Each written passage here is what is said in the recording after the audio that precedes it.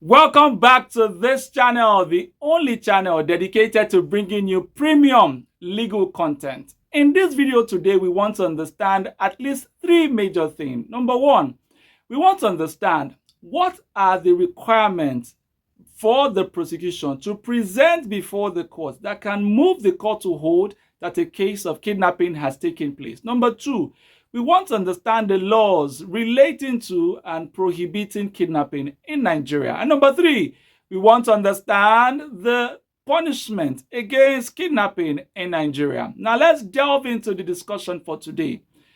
Well, the prosecution is required to prove three ingredients before the court can be moved to hold that a case of kidnapping has taken place. And these three ingredients are: number one, the prosecution is required to prove that the victim was taken away or seized by the defendant or accused person.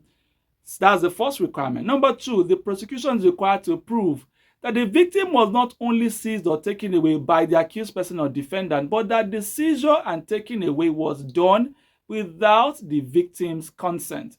Number three, the prosecution is also required to prove that the victim was not only taken away or seized without his or her consent, but that the accused person or the defendant has no lawful excuse for the action.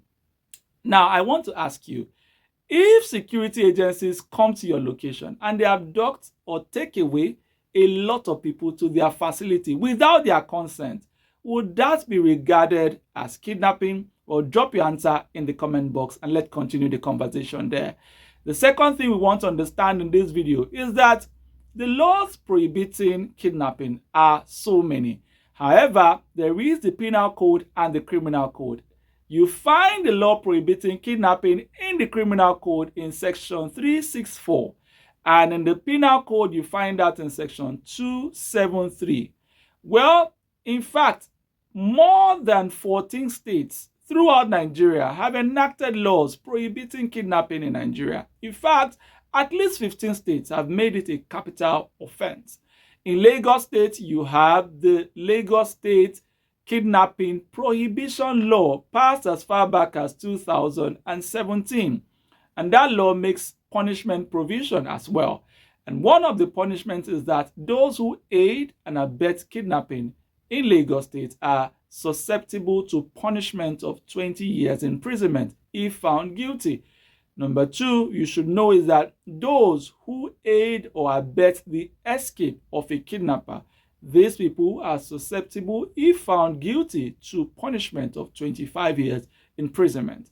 And those who are aware of kidnapping incident but make no report to law enforcement agency or the authorities may also find themselves in jail for 5 years if found guilty.